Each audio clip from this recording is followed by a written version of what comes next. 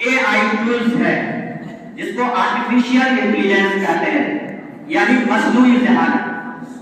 اس کے ذریعے سے کیا ہوا ہے، جو ایک نقطے کی بات ہے اور اس کو ہمیں سمجھنا ہے کہ صرف ہارڈ ورک اگر ہم کریں گے تو اس سے آج کے زمانے میں کام چلنے والا نہیں ہے. ہارڈ ورک کے ساتھ ہمیں اسمارٹ ورک بھی کرنا ہے. فرق دونوں میں یہ ہے کہ ہارڈ ورک میں ہم سخت محنت کرتے ہیں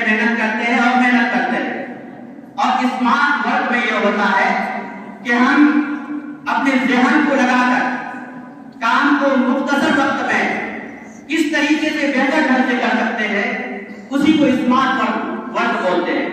میں اس کی ایک مثال پیش کروں گا.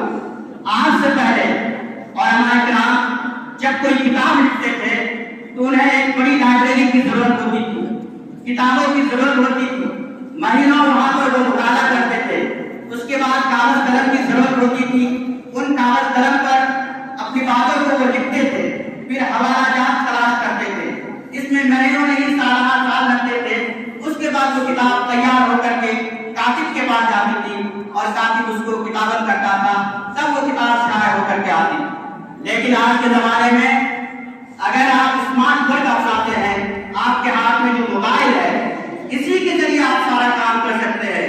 اس موبائل میں لائبریری بھی موجود ہے، آپ وہاں اسٹڈی کر سکتے ہیں، ریفرنس حوالہ جات وہاں تلاش کر سکتے ہیں، اور پھر اس کو الگ سے کاتب سے کتابت کرانے کی ضرورت نہیں ہے. آپ جو خود ٹائپ کریں گے اسی کو آپ ڈیزائن کروا کر پریس میں بھیج سکتے ہیں. تو ایسے پہلے جو مہینوں سالوں لگتے تھے اب جو ہے ہفتوں میں اور چند گھنٹوں میں کام ہو جاتے ہیں.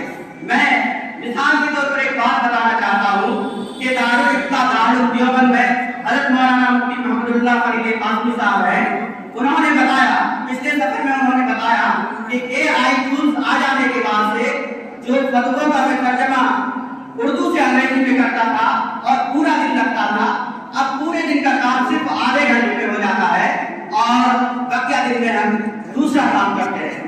تو یہ جو نئی چیزیں ہیں، نئی تبدیلیاں ہیں، نئے چیلنجز ہیں، اگر اس کو ہم نہیں اپنائیں گے، اس کو قبول نہیں کریں گے تو بہت دیر ہو جائے گی اور ہم دنیا والوں سے پیچھے ہو جائیں گے. اور دوسری بات اور آخری بات یہ ہے کہ یہ ادارہ جو قائم ہے، جس کو حضرت مولانا مفتی محفوظ الرحمان عثمانی رحمۃ اللہ علیہ نے قائم فرمایا، یہ ایک مثال ہے اعلیٰ معیار. تو اس زمانے میں اگر آپ کے پاس کوالٹی ہے، اعلیٰ معیار ہے، تو آپ لوگوں کا سامنا کر سکتے ہیں اور اسلام کو بہتر ڈھنگ سے پیش کر سکتے ہیں.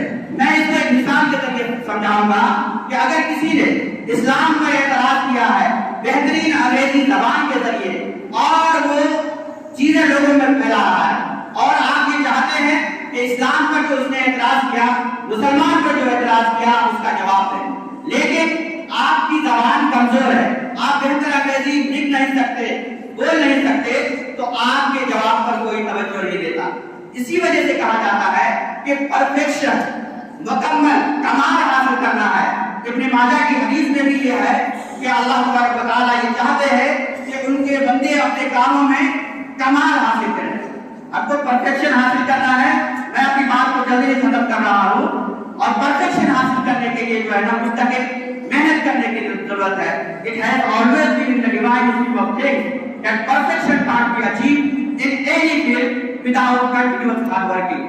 اور بچوں اپنے آپ کو پہچانو، اپنی طاقت کو پہچانو کہ ہم کیا ہیں. ہم کمزور لوگ نہیں ہیں. کبھی ہے نوجوان مسلم تدبر بھی کیا تو نے، کبھی ہے نوجوان مسلم تدبر بھی کیا تو نے. وہ کیا کرتوت کہ تو جس کا ہے ٹوٹا ہوا تارا، تجھے اس قوم نے پالا ہے آغوش محبت میں، تجھے اس قوم نے پالا ہے آغوش محبت میں، کچل ڈالا تھا جس نے قوم میں تاجے سرے ڈالا. میرے بچوں اگر آپ محنت کرتے ہیں، آپ کے اندر قابلیت ہے، تو آپ کو ترقی سے کوئی نہیں روک سکتا. انہی باتوں پر چونکہ وقت کم ہے، بار بار اشارہ ہو رہا ہے، میں اپنی بات ختم کر رہا ہوں. اور آج آپ لوگوں نے مجھے جس اعزاز سے نوازا ہے، در حقیقت یہ میرا اعزاز نہیں، یہ اس ادارے کا اعزاز ہے. یہ حضرت مولانا مفتی محفوظ الرحمان عثمانی رحمۃ اللہ علیہ کا اعزاز ہے. آپ نے یہ ذمہ داری دی ہے اور انشاءاللہ میں ذمہ داری کے ساتھ آگے کام کرنے کی کوشش کروں گا. جزاکم اللہ خیر.